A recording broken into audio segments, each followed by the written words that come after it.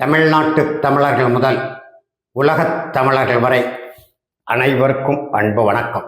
அன்பிற்குரிய தமிழர்களே, இன்றைக்கு நம்முடைய எரிதனல் வலையொலி ஊடாக எத்தகைய செய்தியை நம்முடைய தாய் தமிழ் உறவுகளோடு பகிர்ந்து கொள்ளப் போகிறேன் என்று சொன்னால், இன்றைக்கும் நம்முடைய அன்பு தம்பி ஆற்றல் மறவர் செந்தமிழர் சீமான் தொடர்பான செய்திதான். அதோடு அவருடைய மொழியிலே சொல்ல போனால், அவர் தனியாக நிற்கிறார் என்று சொல்லி 2-3 மாதங்களுக்கு முன்பு என்னோடு வந்து சண்டையிட வருகிறார்.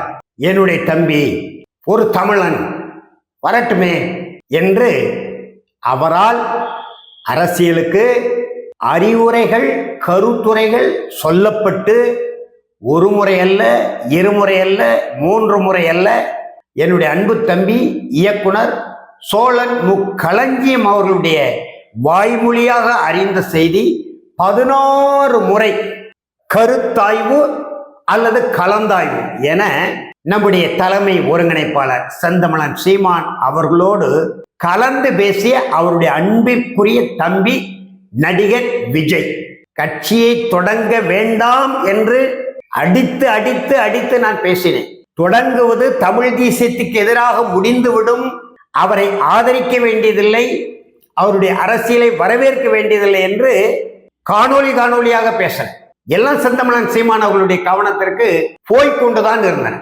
ஆனால் அவர் நடிகர் விஜயை தம்பி தம்பி தம்பி என்று சொல்ல சொல்ல சாட்டை துரைமுருகன் செந்தமிழர் சீமானின் நம்பிக்கைக்குரிய நாம் தமிழர் கட்சியின் அடுத்த வாரிசு, அவர் பூமிக்கும் வானத்துக்கும் புகழ்ந்து தள்ளினார் நடிகர் விஜயை பற்றி. அந்த மாநாட்டுக்கு போகிறோம் என்று சொல்லாமல் திருச்சியை நோக்கி நான் போனேன். ஆனால் விக்கிரவாண்டியை தாண்டி போக முடியவில்லை. இதுவரைக்கும் இந்திய வரலாற்றிலே எந்த நடிகருக்கும் கூடாத கூட்டம் கட்சி தொடங்குற பொழுது நடிகர் விஜய்க்கு கூடிவிட்டது, நாம் தமிழர் கட்சிக்கு கூடாத கூட்டம் கூடிவிட்டது.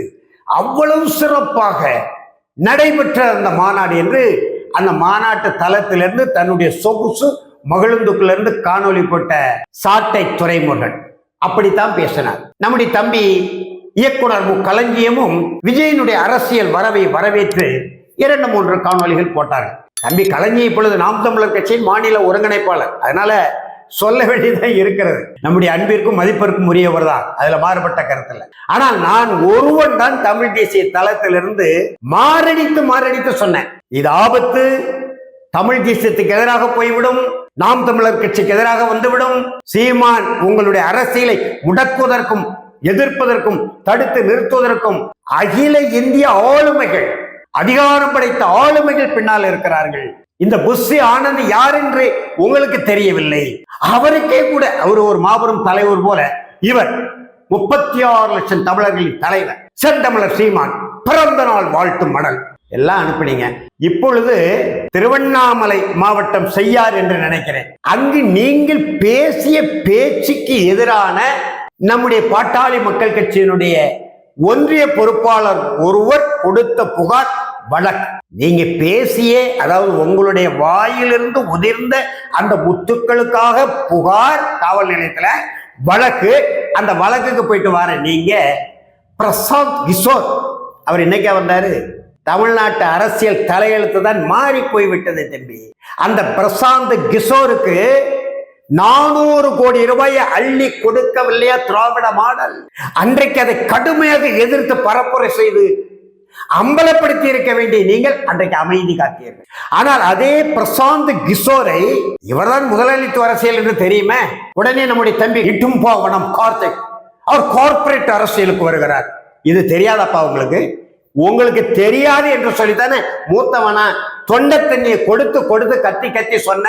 இப்ப அவர் முதலாளித்துவ அரசியல் பண்ணுகிறார். இடும்பவன கார்த்திகெல்லாம் களத்தில் நிற்காதீங்க.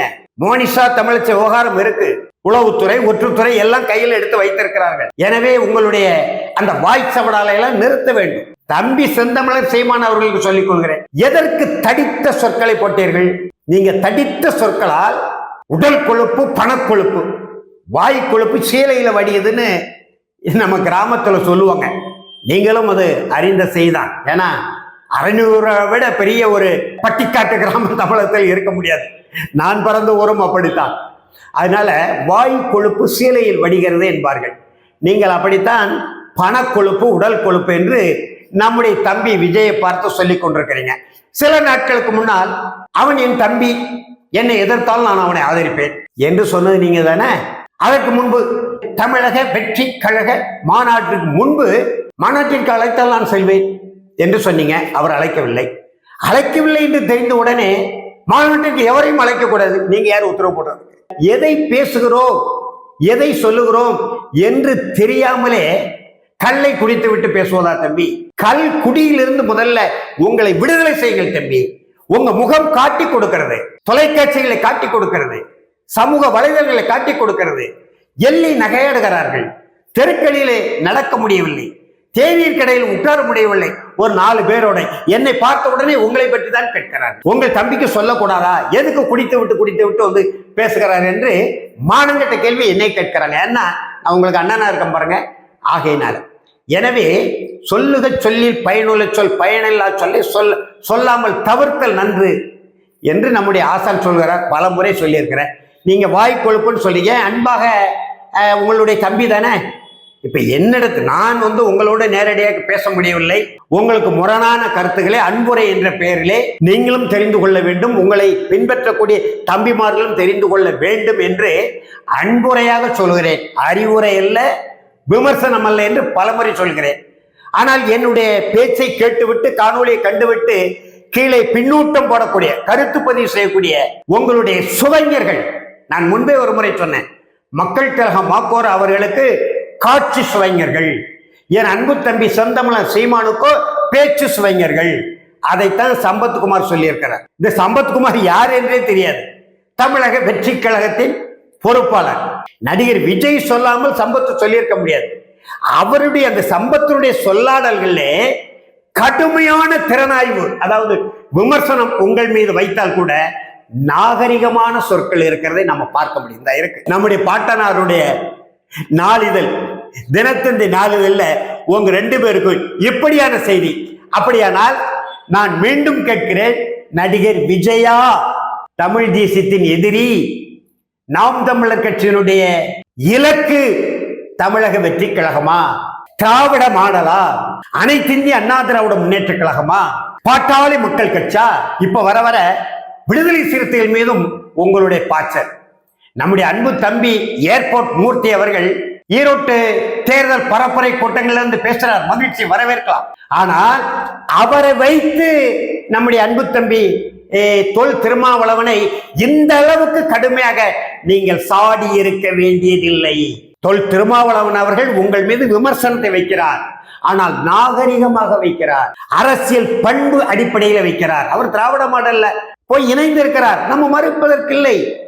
என் தம்பி ஆற்றல் மறவர் அன்பு தம்பி முத்தமிழர் வேல்முருகன் கூட திராவிட முன்னேற்ற கழக சட்டமன்ற உறுப்பினராகத்தான் இருக்கிறார், மறுப்பதற்கில்லை.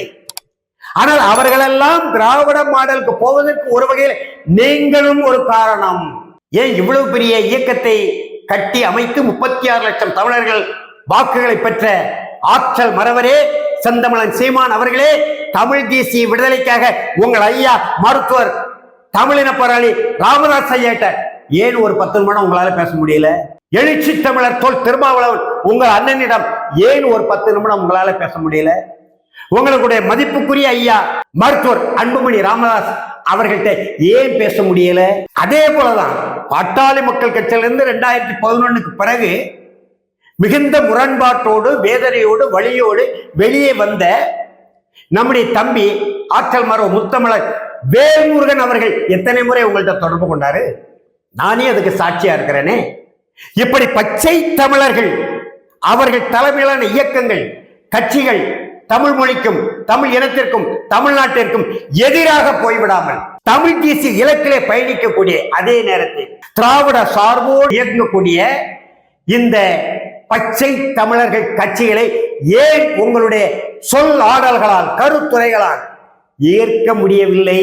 வருணோட போய் மோதுறீங்க, தொல் திருமாவளவனோட மோதுறீங்க, பாட்டாளி மக்கள் கட்சியோட இப்ப வழக்கு மன்றத்தில் போய் நிக்கிறீங்க, இப்ப விஜயோட மோதிக்கொண்டு. யார் தான் உங்களுடைய எதிரி? உங்களுடைய இலக்கு என்ன? இலக்கு ஒன்றால் இனத்தின் விடுதலை என்றால் தன் வலிமை, துணை வலிமை, மாற்றான் வலிமை, தூக்கி செயல் என்று நம்முடைய பேராசன் வள்ளுவர் சொல்கிறார் அல்லவா? நம்முடைய வலிமை என்ன, நம்முடைய துணையினுடைய வலிமை என்ன, நம்முடைய எதிரியினுடைய வலிமை என்ன, எல்லாவற்றையும் ஆய்ந்து தோய்ந்து அறிந்தல்லவா களமாட வேண்டும். நூற்றுக்கணக்கான எதிரிகளை வைத்துக் கொண்டு எப்படி மக்களை வென்றெடுக்க முடியும்? தனிப்பட்ட விவகாரம் இருந்தால் அதை பற்றி கவலை இல்லை, பேச வேண்டிய தேவையும் இல்லை. வாய் கொழுப்புன்னு அந்த ஒரு சொல்லில் எவ்வளவு பெரிய தாக்குதலை உங்கள் மீது தொடுத்திருக்கிறார்கள் தம்பி.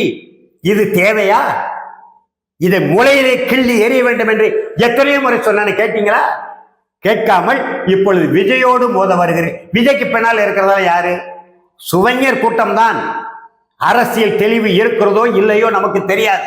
ஏற்கனவே உங்களோடு இருந்த மூத்த ஊடகவியலாளர் நம்முடைய அண்ணாச்சி ஐயநாதன் அவர்கள் சொன்னது போல அவர்களையும் அரசியல் படுத்த முடியுமா என்றெல்லாம் நீங்கள் பார்க்க வேண்டும். ஒரே ஒரு திறனாய்வு ஈவேராவையும் தலைவராய் ஏற்றுக்கொண்டிருக்கிறார். ஒரே ஒரு சொல் தெரிந்தோ தெரியாமலோ சொல்லிவிட்டார்.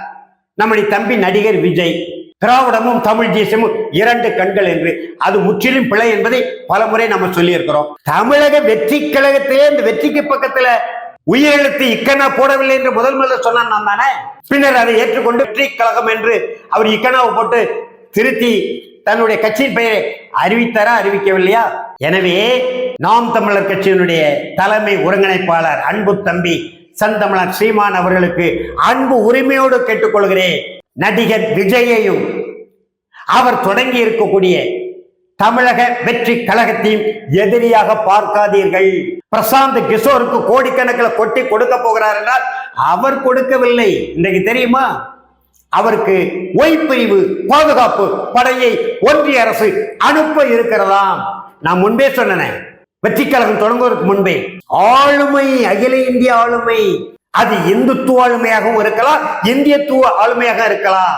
இன்றைக்கு வந்திருக்கிற செய்தி, ஓய் பிரிவு 11 படை வீரர்களை நடிகர் விஜய்க்கு பாதுகாப்பு. அவருக்கு என்ன ஆபத்து? அவருக்கு என்ன அச்சுறுத்தல்? அவருக்கு யார் மிரட்டல் விட்டார்கள்? அரசியலில் கூட ஒரு வலிமையான விமர்சனத்தை இதுவரைக்கும் எந்த கட்சியும் அவர் மீது வைக்கவில்லை. ஆனால் ஒன்றிய அரசு ஏன் அவருக்கு பாதுகாப்பு கொடுக்கணும்? அவரை சுற்றி வளைக்கிறார்கள். எதற்காக? நீங்க இப்ப ஈவேராவை எதிர்த்து கடுமையாக பேசிக் கொண்டிருப்பதை எச் ராஜா வரவேற்கிறார். அவரை பைத்தியக்காரன் என்ற உங்கள் பார்வையிலிருந்து பேரறிஞராக, அறிஞர் அண்ணாவை விட, முதலியர் ராஜாஜியை விட பேரறிஞராக நீங்கள் பார்க்கிறீர்கள். உங்களுடைய அன்பு தம்பி அண்ணாமலை விழுந்து விழுந்து உங்களை ஆதரிக்கிறார். தமிழிசை சவுந்தரராஜனை என்னுடைய அக்காள் என்று உறவு கொண்டாடுகிறீர்கள். ஆனாலும் நீங்கள் முன்வைக்கிற இலக்கு ஒன்றுதான், இனத்தின் விடுதலை என்ற அந்த முழக்கம் தான் இந்துத்துவ ஆளுமைகளை உறுத்தும், இந்திய ஆளுமைகளை உறுத்தும், திராவிட ஆளுமைகளை உறுத்தும். இன்னைக்கு விஜயை சுற்றி வளைக்கப்படுகிறார். பாரதிய ஜனதா கட்சி பாசிச ஆட்சி தொடர்மேனால் நடிகர் விஜய் தப்ப முடியாது. உங்களுக்கு எதிரான மிகப்பெரிய கருவியாக, ஆயுதமாக பயன்படுவார். தொலைபேசியில பேசுங்க தம்பி, தேவையானால் நேரில் கூட சந்தித்து பேசுங்க. அவர் தனியா கூட களமாடட்டும், அவருக்கு என்ன வலிமை என்று தெரிந்து கொள்ளட்டும். பிரசாந்த் கிஷோர் பொய் மூட்டைகளை அவிழ்த்து விடுவார். அது கூலிக்கு மாரடிக்கிற ஒரு கூட்டம். யார் காசு கொடுத்தாலும் அந்த கூலிக்கு தகுந்தவர் வேலை செய்யக்கூடிய ஒரு கூட்டம். ஆனால் அவர் யார் என்பதை நீங்களே சொல்லிக் கொண்டிருக்கிறீங்க. பீகாரை சேர்ந்த பார்ப்பன பனியா கூட்டம். அந்த கூட்டத்திற்கு அரசியல் கண்ணோட்டம் என்பது தமிழ்நாடு. தமிழ்நாடு தனித்தே இயங்கிக் கொண்டிருக்கிறது. 60 ஆண்டு கால அரசியலில் இது தனித்தே இயங்கக்கூடிய நிலைக்கு ஒரு காலத்திலே தள்ளப்படும் என்கின்ற அந்த ஒற்றை இலக்கிலே அனைத்து ஆற்றல்களும், திராவிட ஆற்றல்கள், இந்திய ஆற்றல்கள், இந்துத்துவ ஆற்றல்கள் எல்லோரும் புரி வைப்பார்கள். அந்த வழியே விஜய் போய்விடக் கூடாது. விஜய் சுற்றி வளைக்கப்படுகிறார். எனவே செந்தமிழர் சீமான் அவர்களே, மீண்டும் மீண்டும் சொல்கிறேன், தமிழ் நலம் சார்ந்து, தமிழ் இன நலம் சார்ந்து, தமிழ்நாட்டின் உரிமை வேட்கையோடு, தமிழீழ விடுதலை தாகத்தோடு, தமிழ் தேசிய இலக்களை நின்று சொல்லுகிறேன், சொற்களை அளந்து பேசுங்கள். யாகாவராயினும் நாகாக்க காவாக்கால் சோகப்பர் சொல்லிலுக்குப்பட்டு லட்சக்கணக்கான நடிகர் விஜயின் சுவைஞர்கள் தமிழர்களாக இருக்கிறார்கள், நம்முடைய தம்பிமார்களாக இருக்கிறார்கள். அவர்களை அரசியல்படுத்த முடியுமா என்று முயற்சி செய்வோம், முயன்று பார்ப்போம். நீங்கள் தானே சொன்னீர்கள், வென்றால் மகிழ்ச்சி, இல்லையில் பயிற்சி, தொடரும் எங்கள் முயற்சி. அந்த அடிப்படையிலே முயன்று பாருங்கள். முடியாவிட்டால் பிறகு அடுத்த களத்தை அமைத்துக் கொள்வோம். எனவே இனிமேல் பேசுகிற பொழுது நான் தொடர்ந்து பேசுவேன். என் பேச்சை நீங்கள் கேட்கிற வரை பேசுவேன். நாம் எல்லோராலும் மதிக்கக்கூடிய, பின்பற்றக்கூடிய, போற்றக்கூடிய உலக தமிழ் தேசிய இனத்தின் ஒப்பற்ற தலைவர் மேதகவி பிரபாகரன் அண்டன் பாலசிங்கத்தை பக்கத்தில் வைத்துக் கொண்டு பேசுவார். கருணாவை வைத்துக் கொள்ளலையா? 2002 ஏப்ரல் திங்கள் சர்வதேச ஊடகவியலாளர் சந்திக்கும் போது மூத்தவர்களுடைய கருத்தை கேட்பார், தளபதிகளுடைய கருத்தை கேட்பார், கலந்து உரையாடுவார். போர்க்களத்தில் கூட கட்டளை பிறப்பிப்பது வேறு, களம் அமைப்பது வேறு. ஆனால் அதற்கு முன்பு கலந்து பேசி உரையாடி கட்டளைகளை பிறப்பிப்பார். இது ஜனநாயக களம். இங்க நீங்க அவரளவுக்கு நீங்க முடிவெடுக்க முடியாது. எனவே நல்ல கருத்தாளர்கள், என் பேச்ச கூட கேட்க வேண்டாம், நல்ல அரசியல் அனுபவம் உள்ள, ஒரு 50 ஆண்டுகள பட்டறிவு உள்ள மூத்தவர்களை கலந்து பேசி பேசி செய்யுங்கள். தன்னதிகாரத்தனமாக, சர்வாதிகாரத்தனமாக நீங்கள் செயல்படாதீர்கள். இது ஜனநாயக அமைப்பு, குடியாட்சி அமைப்பு என்பதை மறந்து விடாதீர்கள். தம்பி விஜயை இயன்றால் அரவணைக்க பாருங்கள், இல்லையேல் பிறகு பார்ப்போம் என்கின்ற அன்பான வேண்டுகோளை மீண்டும் மீண்டும் நாம் தமிழர் கட்சியின் தலைமை ஒருங்கிணைப்பாளர் ஆற்றல் மறவர் செந்தமிழன் சீமான் அவர்கள் கவனத்தில் கொண்டு வந்து நன்றி கூறி விடைபெறுகிறேன். வணக்கம்.